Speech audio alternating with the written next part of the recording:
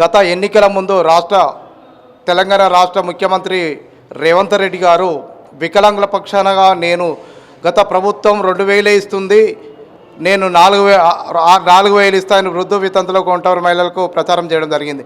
అదే భాగంలో 4016 రూపాయలు నేను 6016 రూపాయలు ఇస్తానని మాట ఇవ్వడం జరిగింది. ఆ ప్రభుత్వం మంచిదా, ఈ ప్రభుత్వం అని మాటలు అక్కడక్కడ ప్రచారం వినిపించినావు.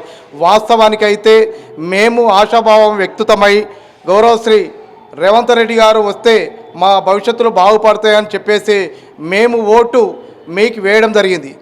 కానీ ఆ ఓటు వేసుకున్న తెల్లారి సోయి మర్చిపోయి వికలాంగులను తుంగలదొక్కి ఈ రోజు వరకు వికలాంగులను మర్చిపోయినటువంటి రేవంత్ రెడ్డి గారికి ఒకటే విజ్ఞప్తి చేస్తున్నాం. ఇప్పటి వరకు మీరు గెలిచి 16 నెలలు అయింది. వికలాంగులు ఓట్లేసిరు కదా, కనీసానికి మీకు ఏ ఒక్క ప్రచారంలో ఏ ఒక్క మీటింగ్లో వారి విషయం చెప్తున్నారా? లేదు. అంటే వాళ్ళు మీకు ఒక న్యూచంగా అవుపడుతున్నారా? ఖచ్చితంగా రాబోయే రోజుల్లో మీ సర్పంచ్ ఎలక్షన్లు ఉన్నాయి, ఎంపీటీసీ ఎలక్షన్లు ఉన్నాయి.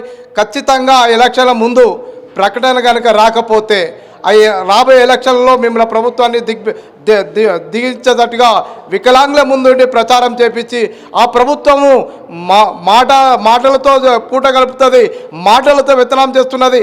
ఆ ప్రభుత్వం వస్తే మన భవిష్యత్తులో కూడా బాగుపడాయని చెప్పేసి ప్రచారం కూడా చేయడానికి కూడా సిద్ధమవుతున్న అటువంటి విషయం మీకు విజ్ఞప్తి చేస్తున్నాం. అయ్యా రేవంత్ రెడ్డి గారు, ఈ వికలాంగులతోటి పెట్టుకుంటే నీ ప్రభుత్వమే కూలిపోయే పరిస్థితికి వస్తుంది. వికలాంగులు ఖచ్చితంగా వేలాది సంఖ్యలు ఉంటే ఉన్న వృద్ధులు వితంతులు వేలాది సంఖ్యలు ఉంటే ఉన్న జనాభా ప్రభుత్వం తక్కువ ఉంటుంది. ఈ వృద్ధ వితంతులతోటి ఖచ్చితంగా వికలాంగుల పెన్షన్ పెంచాలని డిమాండ్ చేస్తుంటే ఈ యొక్క అవకాశం ఇచ్చిన విజ్ఞప్తికి చేసుకుంటూ ముగిస్తున్నాను.